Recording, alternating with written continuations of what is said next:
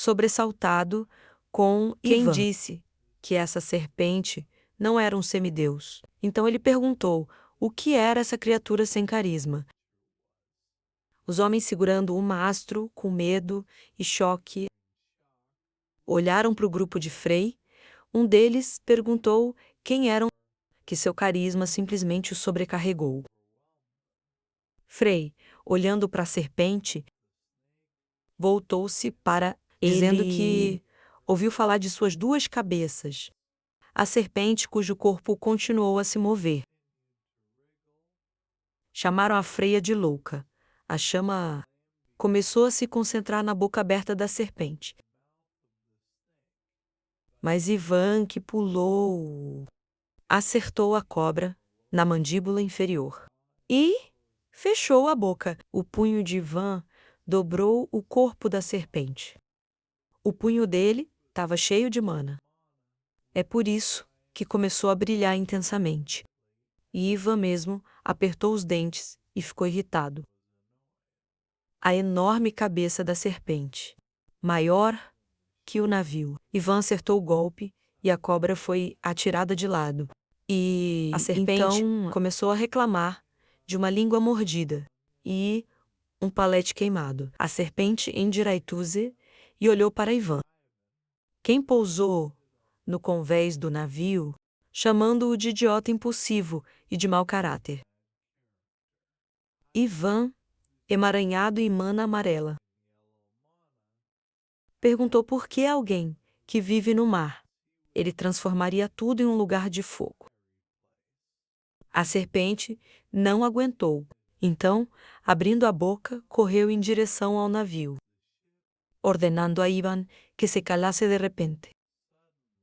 Atrás do navio, houve um grande espalhamento de água. Os olhos de Sheway e Frei se alargaram em choque. A segunda cabeça da serpente emergiu da água. Apenas verde, a cobra azul olhou para o verde, que tinha chifres na cabeça. Sheu não conseguiu conter o grito ao ver a segunda cabeça da serpente. A segunda verde, a cabeça ferida, era da senhora Isabela. Isabela, que estava atrás de Sheway. Quanto à Lady Isabela, ela era... Isabela abriu a boca e os olhos, surpresa, quando Sheway disse que eu vi o mentor de Lucas. Isabela olhou para Lucas, de costas para eles. E Isabela não acreditou. A boca dela abriu-se em choque. Ela ergueu a cabeça e olhou para Isol. Isabela percebeu, embora o mana tenha saído dos olhos do dragão, e a boca às vezes se abria, o dragão ainda não acordou. A cabeça azul da serpente, ignorando que eu a vi. Ela ergueu a cabeça com a boca aberta. Abre a boca e começa a zombar das pessoas. Frei apertou os dentes. A pupila dele brilhou intensamente na noite, e uma sombra caiu em seu rosto. Frei perguntou com raiva à serpente o que ela havia feito. A serpente ficou em pé, estupefata. Mona continuou a ser libertada do olho. Enquanto olhava para Frei, chocada. Duas cabeças em um corpo. Olhou para Frei enquanto ele ficava de pé. Isabela, atrás, tentou chamar Frei. Mas ele só disse para ninguém tocar na serpente. O grupo inteiro olhou para trás, na direção de Frei, quando ele disse que lidaria com a serpente sozinho. Way, um pouco atrás, de Isabela. Pediu para não matar a serpente, porque tem muito a perguntar a ela agora. Isabela ficou parada, chocada, com a boca aberta. Frei olhou para a serpente. Um fluxo de mana saiu de seu corpo e cercou seu corpo. Frei fechou a mão em punho. Ele ergueu a cabeça, fixando o olhar na serpente. A mana ao redor dele engrossou, tomando a forma de fumaça. Frei perguntou com raiva ao serpente: o que aconteceu com o mestre dele? Uma serpente marinha enfurecida, com a boca aberta e olhos em chamas amarelas. Acompanhando o Comfrey, quem criou muita mana ao seu redor, o monstro sacudiu, gritando que queria ver quanto tempo a insolência duraria do jovem. Ficando na beirada do convés, duraria. Frey, lançando um olhar frio e imparcial para o serpente marinho, ajeitou a mão para o lado, controlando o fluxo de mana azul. Um poderoso golpe de energia imediatamente. A criatura foi atingida e gritou de dor, voando para o lado. O serpente marinho abriu seus olhos amarelos, surpreso, direcionando seu olhar para o personagem principal por um forte desejo de descobrir quem é esse cara. E por que ele é tão forte, tendo ficado ainda mais furioso. O monstro subiu novamente acima do navio e, com grande desagrado, anunciou que realmente sentia dor. Frey continuou sereno e concentrado, como sempre. Mais uma vez, movendo a mão com um fluxo de mana à frente. Ele cuidou da segurança do segundo cabeça da serpente, que pertencia à senhora, agora incapacitada. Criando uma barreira mágica protetora ao lado. Depois disso, um golpe poderoso atingiu novamente a primeira cabeça enfurecida. E um fluxo de energia atingiu o queixo, iluminando o espaço com luz forte. Enquanto a primeira cabeça era atingida pelo golpe. Primeiro, ela recuou, então caiu para frente e começou a tossir. Indignada com o fato de só estar acontecendo com ela, o segundo estava totalmente seguro atrás do escudo. Nunca sequer se mexeu um muçulmano da tripulação. Assistindo os ataques, fascinado. Concluíram que era a nova força de Frey, enquanto Isabela, não muito distante, ficava parada. Ela também parecia chocada, com os olhos arregalados e a boca aberta. Ao som da serpente, tentando engolir, depois de ser atingido, o pôr do sol.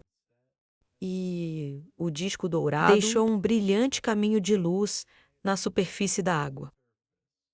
Um momento depois, o sol desapareceu totalmente por trás do horizonte, sinalizado pelo mar, e muitas estrelas iluminaram o céu escuro.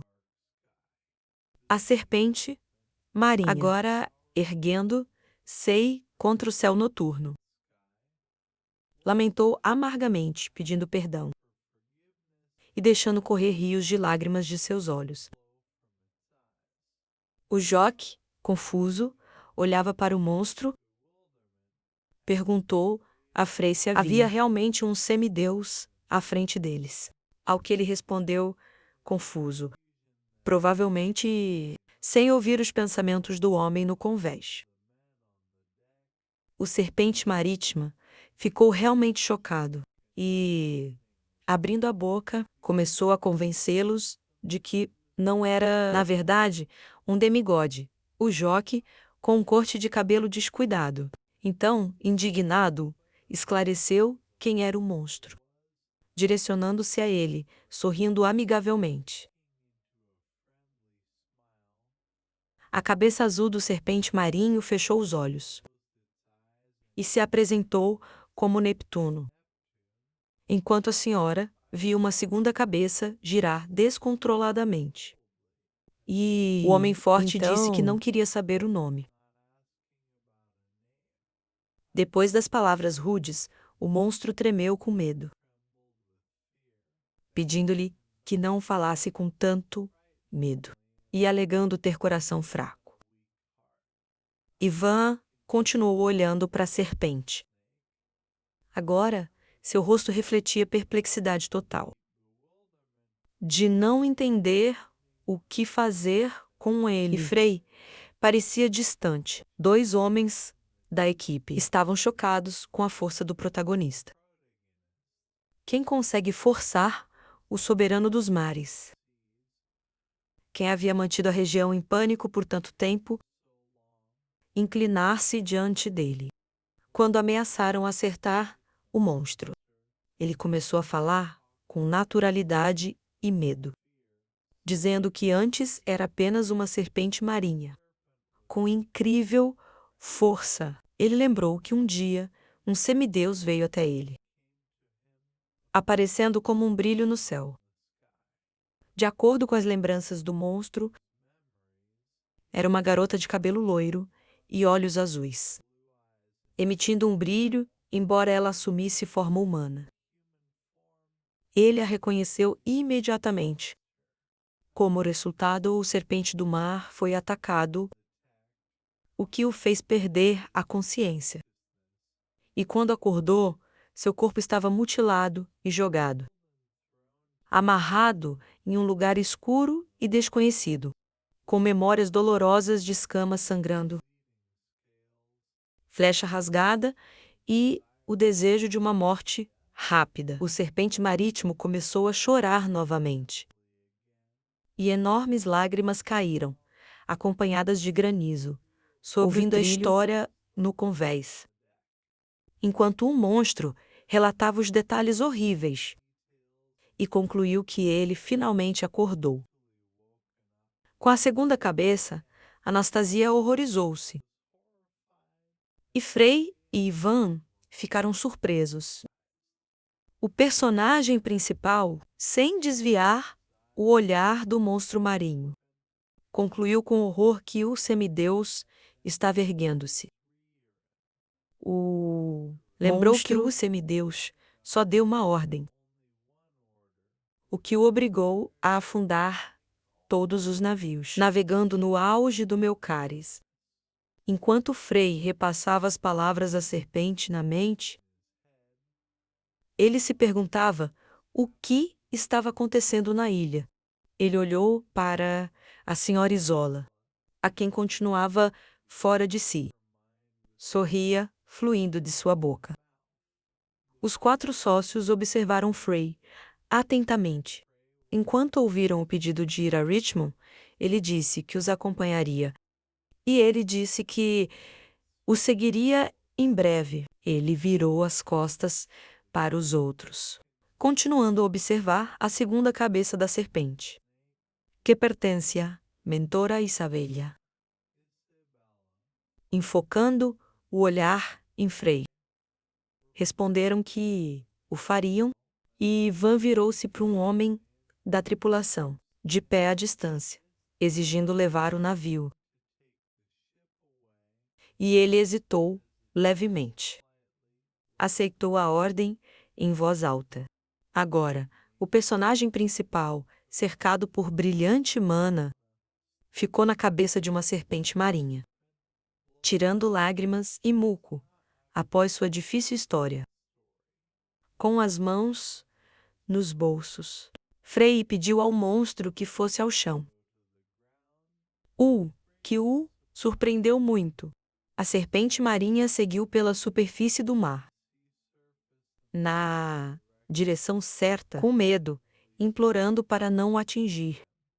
Até a segunda cabeça, incapacitada, de escamas verdes, encostar-se uma terra rochosa, surgiu contra o céu noturno. Régua com estrelas ao lado. Uma serpente marinha de 2 cabeças estava enrolada no chão. Ao lado, uma figura quase imperceptível de um homem. Frei examinava atentamente a serpente. E concentrando o mana azul em sua mão erguida, de repente, a serpente marinha, sob o poder da energia mágica. A espada subiu ao ar e a cabeça azul gritou. Comovente. O jovem prometeu não mais bater nele.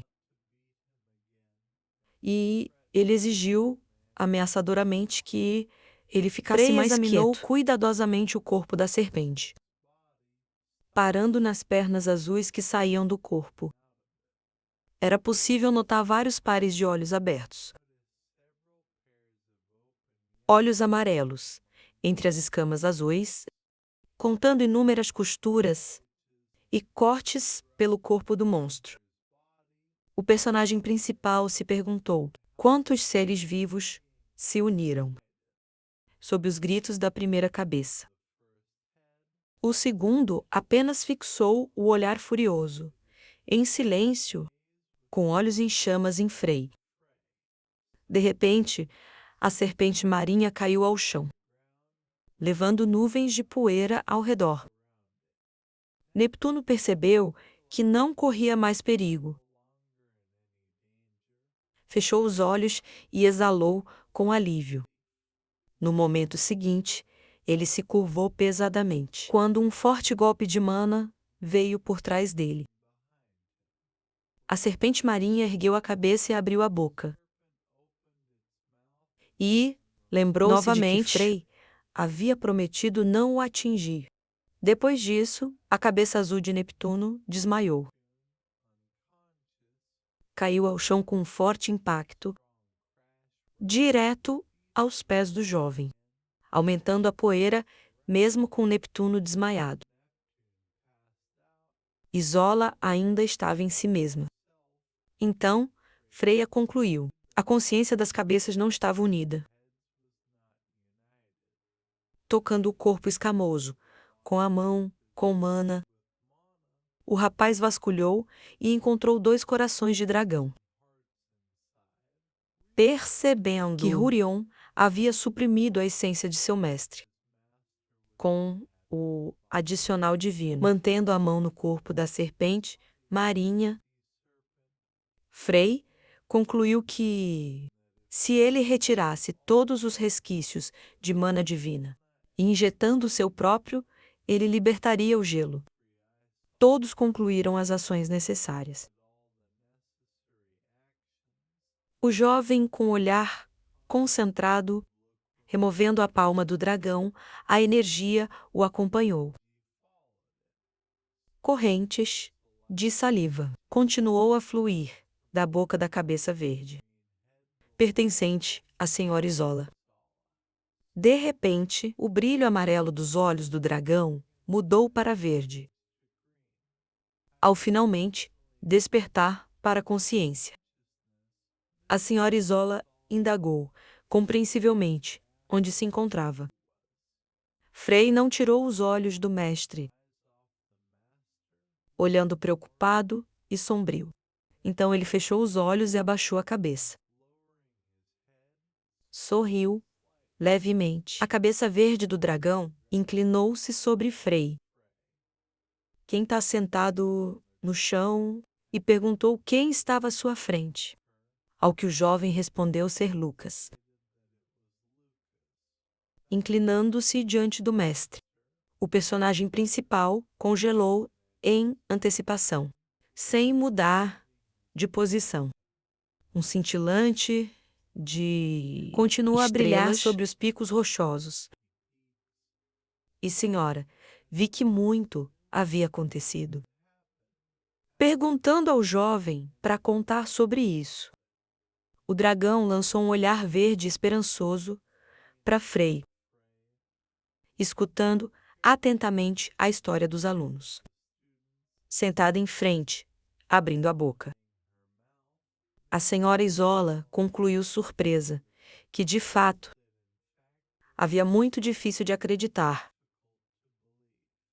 Frei, ao ouvir as palavras do dragão, que ele sofreu muito por causa do mestre, relatou calmamente que estava indo longe demais. A senhora Isola abaixou a cabeça o máximo que pôde. Para o jovem, declarando que não tinha muito tempo restante. E querendo transmitir informação importante para o aluno. Frei olhou para o dragão, confuso. Quando ele alertou aquele que poderia ser o Senhor Dragão, na verdade, recusá-los, o jovem não poderia confiar nele. Depois dessas palavras, surpresa genuína apareceu no rosto do rapaz. Porque ele nunca esperou ouvir isso. Senhora, eles se aproximaram, explicou que o Senhor Dragão e o Senhor Demigode eram iguais em Somos poder. Literalmente irmãos. Um com mana azul e outro com laranja. Os Quem mudou do navio para o barco com remos. Agora, eles estavam na praia grande da Xamã Richa, as praias da ilha onde os rapazes navegaram. Estavam ocultos pela densa neblina.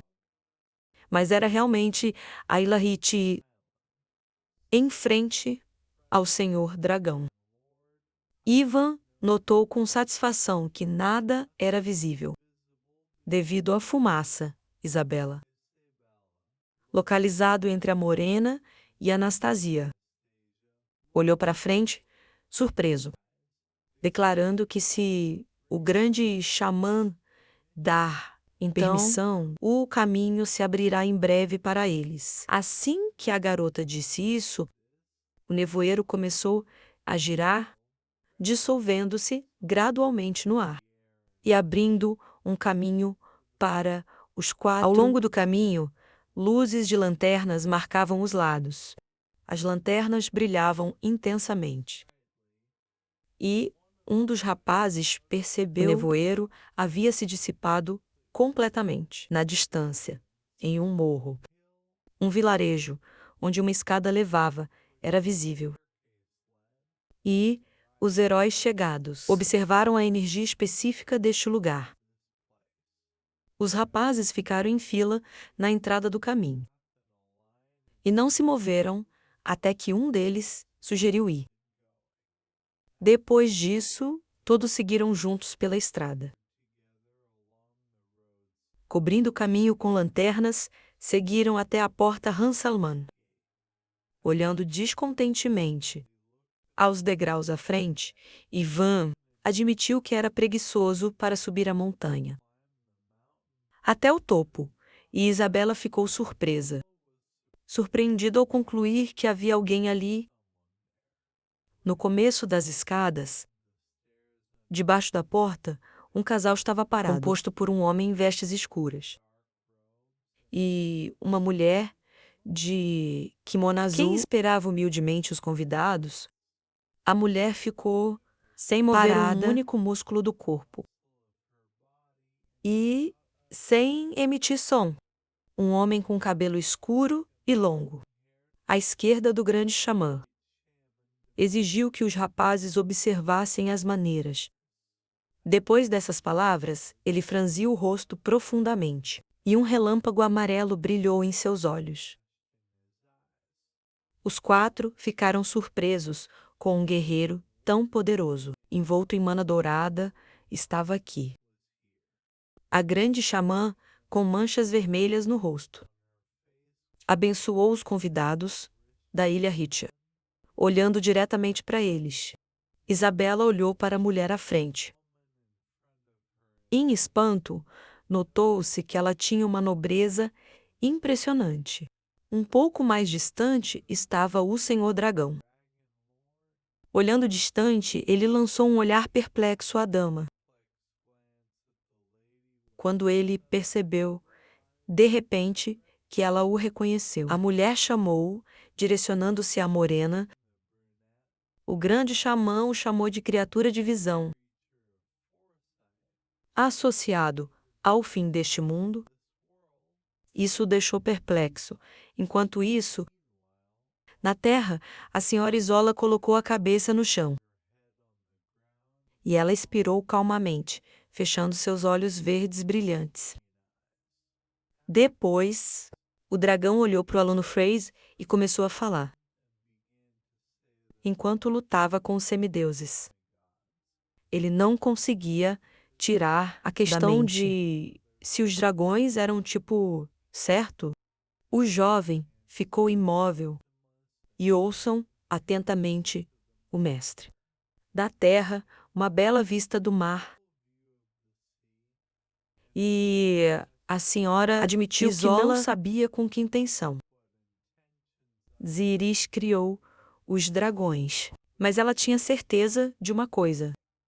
O dragão, deitado com os olhos semicerrados, cercado por montanhas, informou ao aluno que agora o Senhor quer apoderar-se da família de dragões. Lucas abriu os olhos, sentado de joelhos. E a senhora Isola observou que ele havia se tornado tão forte, que ele não poderia mais ser considerado condenado a morrer.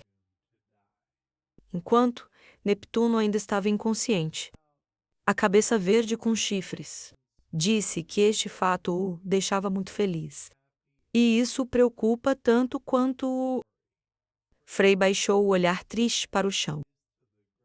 Quando o mestre disse que se tropeçasse mesmo um pouco, ele corria o risco de se tornar o segundo senhor, fechando os olhos, iluminados por uma luz verde. Frei prometeu ao mentor que seria cuidadoso, fechando seus olhos verdes brilhantes. O dragão começou a se dissolver na luz verde, dando adeus ao aluno e agradecendo-lhe. Uma mana brilhante emanou de Lady Isola. Ela humildemente aguardava a morte e admitia isso. Graças ao jovem, a segunda morte da vida dela não foi tão ruim. Iluminado pela mana verde do dragão. Frei olhou para o mestre, com lágrimas nos olhos e um leve sorriso. Expressou a esperança de que ela dormisse em paz, voando para o céu com faíscas verdes. O dragão disse que, se tornando chuva, montanhas, de vento... Veja, ele sempre estará com Lucas Troma. A ação ocorre em um prédio ruinoso. Edifício nobre, com colunas. Acima, com uma dispersão de estrelas, brilha no céu escuro. Pela escada, um fluxo d'água desce da arcada para a piscina. Enquanto o mestre Genta se sentava em uma beirada dentro do prédio, examinando cuidadosamente a lâmina giratória em sua mão. Ele foi chamado, relatando que o caminho enevoado se abriu, o homem foi distraído de sua ocupação e olhou, perplexo, para os dois que chegavam, subordinados, concluindo que o grande xamã deu permissão. Mestre Genta, com braços tonificados e marcados por cicatrizes de cortes, indagou quem era dessa vez. E o homem oposto, de preto, com o rosto coberto, disse que provavelmente esses eram reforços para os que haviam chegado. Anteriormente, o subordinado listou as chegadas. Entre eles estava o mestre do círculo, Hush e Soft Jacatosis. O círculo Launderheart, Lumini. 7 cavaleiros, um mago e um feiticeiro. Um nativo de Hyde, meu caro, segurando uma adaga com ambas as mãos. O mestre Genta ativou mana verde em torno de si e ficou insatisfeito com o fato de que, com tais reforços, novamente, os membros irritantes dos círculos chegaram. E a pergunta surgiu: o que fazer, homem, envolto em um brilho intenso, com olhos ardentes e leve sorriso? Segurava uma adaga à frente dele. Depois disso, Genta, com um olhar louco, ele ergueu a espada acima da cabeça, ao longo do qual fluía líquido verde. E, alegremente, declarou ser necessário esmagar as chegadas. Antes que ele unisse, a ação se transfere para a Ilha Rica. onde o Senhor do Dragão agora estava na entrada, examinando cuidadosamente o ambiente. Ao olhar para os aglomerados de estrelas,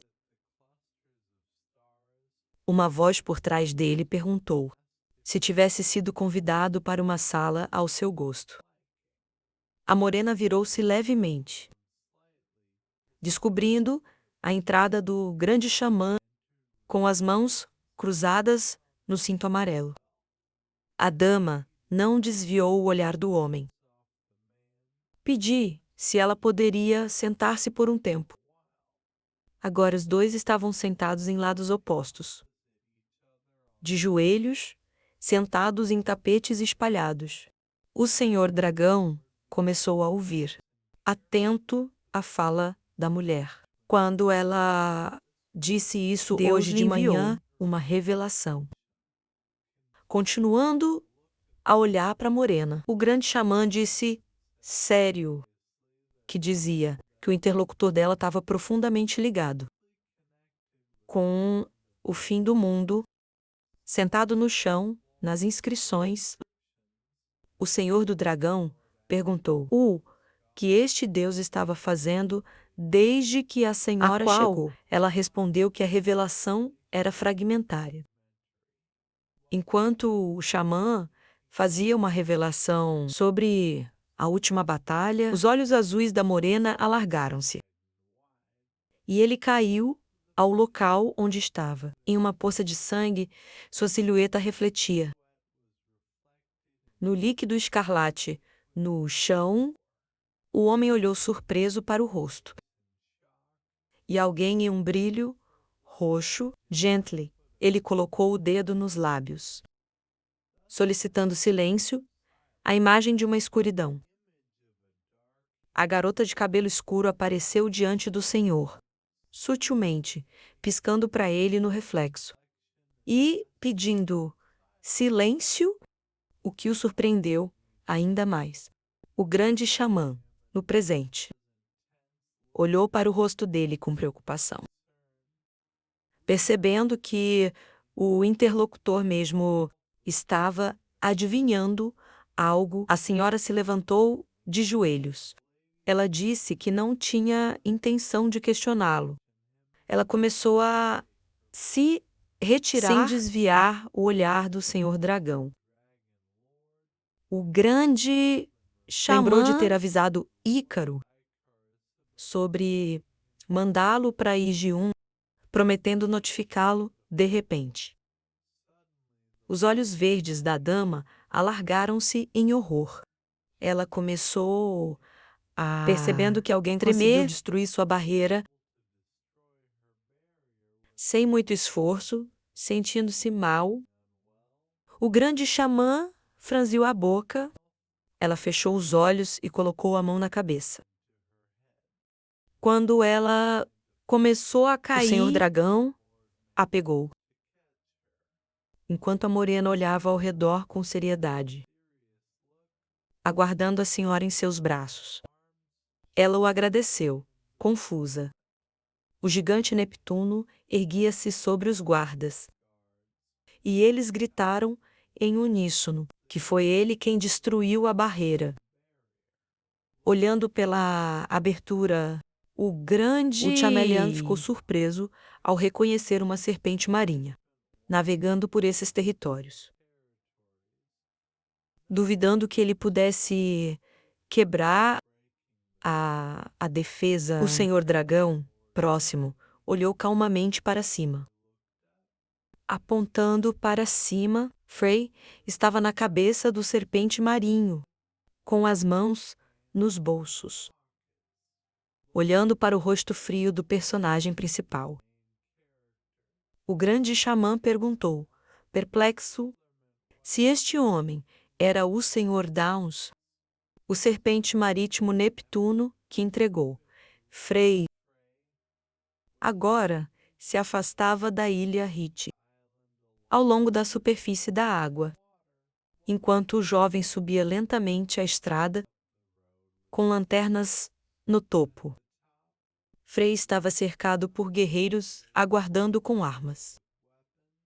Gritando, perguntava quem era atrás dos guardas pretos. O cumprimento de Ivan foi direcionado ao personagem principal. E um dos guerreiros voltou, perguntando, perplexo, se realmente era um companheiro da empresa. Enquanto isso, pés em meias brancas caminham rápido pelo chão. Um dos cavaleiros notou, chocados, que a grande sacerdotisa que havia chegado calçou o sapato. Enquanto ela olhava para Frei com a boca aberta, a dama lançou um olhar esperançoso ao seu convidado. Indignado, perguntou se conhecia o Sr. Downs. Os três todos ficaram chocados com a pergunta da sacerdotisa.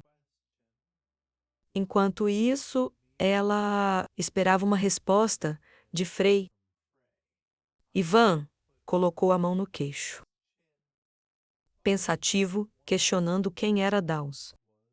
E Isabela explicou que ele era o Deus Criador, adeptado por Hyde em Micarus. Surpreso com o que ouviu, Ivan gritou, não acreditando que Frei fosse o Criador. Deus todo este tempo, e ele foi pedido para ser mais quieto. Aproximando-se do grande sacerdote. Devido à sua altura, a personagem principal relatou parcialmente que estava confusa, envolvendo-o com alguém se apresentando como Freya. Blake, o xamã, ficou chocada ao ver o homem à sua frente. Era alguém que não era afetado pela divina providência. Quem pode entrar na raça sem sequer receber a providência? Freya se elevou sobre a senhora Franzina. Ela pediu desculpas por ter se enganado e não viu nada nele. Olhando para o frio Frei, a grande sacerdotisa sentiu o poder emanando dele, que não pode ser chamado de nada, além da energia divina. Aproximando-se do jovem pelas costas, Anastácia, alegremente, concluiu que havia terminado com tudo. E ele se virou, declarando que o mestre permaneceu o mesmo de antes. Risando, a Golan fechou os olhos, satisfeita. Voltando-se para a senhora de kimono azul, Frei perguntou se ela era realmente uma grande xamã. E então expressou o desejo de visitar Raine. Micarus, com os quatro, a sacerdotisa lançou um olhar curioso, com seus olhos verdes, no jovem. No mar, a lua refletia na água. E a grande sacerdotisa fugiu, que Ícaris informaria Hyde, para que a festa pudesse ir lá amanhã, de manhã. No entanto, a senhora observou o rosto indiferente de Frei. Observou que ele precisaria ficar, o que acabou sendo estranho para ele. Então, o grande xamã, com um olhar, explicou que havia um lugar específico para onde o jovem precisava ir com ela. 3 dias depois, no porto de Lutharian Aidan, um carro entre os edifícios tradicionais. Uma voz foi ouvida, dizendo que estrangeiros só podiam usar este porto. Um homem de cabelo curto da tripulação, no convés e coçando a nuca. Ivan explicou constrangido que este era o último lugar onde ele poderia levá-los. E o jockey anotou. Com gratidão, o homem sabia que os rapazes estavam profundamente endividados com ele. Os 4 saíram para a terra e Ivan, colocando as mãos no cinto, pensou intrigado que só o Frei não poderia entrar. Isabel repetiu exatamente as palavras. As palavras do xamã, então. O jockey sugeriu que a grande sacerdotisa, na verdade, sentiu apenas simpatia por Frei. e esses pensamentos confundiram o interlocutor ruivo. Os rapazes foram interrompidos na conversa por uma voz à frente, recebendo-os para escondê-lo. Ícaris, um guerreiro ludaca chamado Basra, apareceu diante do destacamento. Ivan, com as mãos nos lados, não compreendeu.